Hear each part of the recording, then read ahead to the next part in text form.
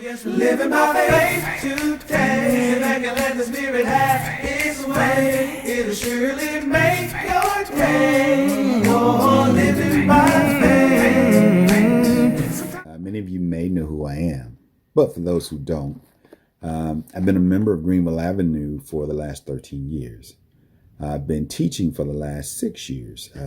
The first 4 years of that time, I taught 5th grade, which teaches Old Testament. And for the last 2 years, I've been teaching 6th grade, which teaches the New Testament. My lesson will come from the Old Testament, and it's actually 2 lessons in one. And I like to call this wise or foolish. Now, for the wise part, I will start out in 1 Kings chapter 3. Now, right after King David dies, his son Solomon takes over the throne. Now, he's a young man with very little experience as being a king. And he's concerned because he wants to be a good king for the people, and he also loves God. So while he slept, he had a dream. In the dream, God told Solomon, ask for anything that you want, and I will give it to you. So King Solomon said to God in this dream, I'm like a little child. I don't have the wisdom to be king. Give me wisdom to rule your kingdom. And this pleased God so much. It pleased him so much that not only did he grant Solomon the wisdom that he asked for, but he also gave him some things that he didn't ask for. He gave him wealth and honor. And God told Solomon, he said, there will never have been or ever will be anyone like you. So basically, he's telling Solomon, you will be the wisest man to ever live, and there will never be another man as wise as you. But he also told Solomon that if he would keep the statutes and commandments that his father David did, that he would give him long life. Now, because of the spiritual wisdom that God had given Solomon, he understood the hearts of people. And the Bible says that 2 women came to Solomon for help. They both had babies. Now, one of the babies died. Now, during the night, the one woman, she took and switched babies with the other. Now, the next morning, when the lady woke, she found a dead baby lying next to her. And when she took the baby and looked at him, she realized that this was not her baby and that the other woman had switched babies with her. Now, Solomon listened to the women argue back and forth. So he decided to use a test to determine who the real mother was. So he told a soldier to take the baby, cut him in half, and to give half to each mother. Now, the one mother was so upset, she said, please don't kill the child. Just give him to her. The other mother said, cut him in 2. Neither one of us should have it. So Solomon knew right away who the real mother was. So he took the child and gave him to the real mother, who was the one who told him not to kill the child. Of course, he never had any intentions of killing the child anyway. Now, as wise as Solomon was, here comes the foolish part. In 1 Kings chapter 11, Solomon was the wisest man to ever live. However, in his later years, he began to trust in his wealth and power more so than in God who gave it to him. So Solomon disobeyed God and married with the women of the many nations that God had told them not to intermarry with, because they didn't believe in the one true God. So therefore they were unequally yoked.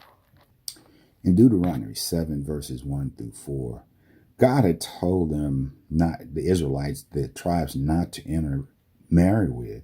It says here, the Hittites, the Girgashites, the Amorites, the Canaanites, the Perizzites, the Hivites, and the Jebusites.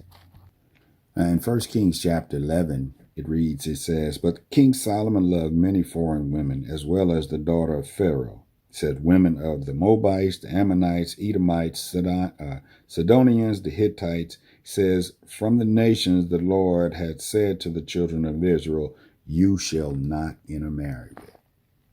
And it says King Solomon had like 700 wives and 300 concubines, which are sort of like girlfriends. Although he understood God's commandment concerning marriage, Solomon continued to sin.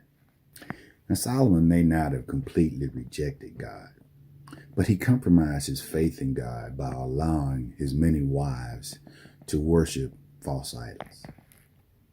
In verse 9, it says, "So the Lord became angry with Solomon because his heart had turned from the Lord of Israel, who had appeared to him twice, and he had commanded him concerning these things, that he should not go after other gods.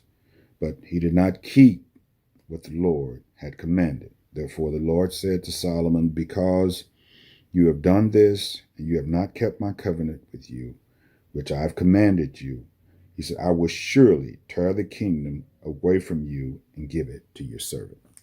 So, as you can see, this was a very foolish thing that Solomon has done.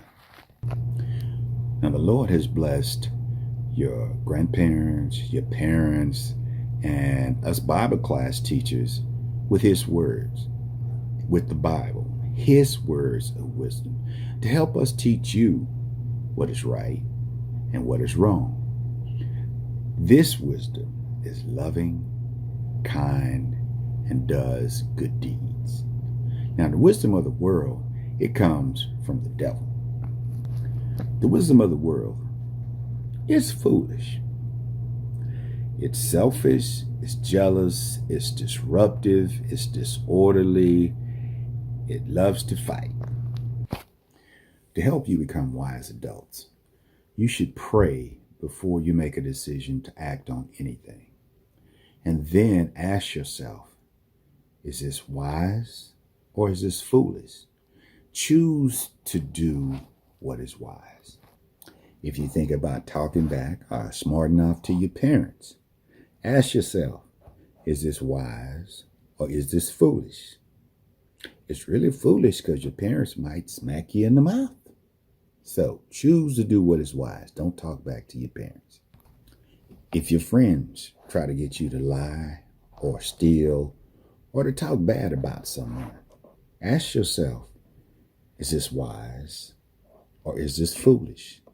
Now we know that's foolish. So choose to do what's wise. Stop and think about how you would feel if somebody lied on you, if somebody stole something from you, if somebody talked about you. So I pray that you will always choose to do what is wise and not what is foolish. Oh yes, we're living by faith today. Sit back and let the Spirit have His way. It'll surely make your day. Oh, living by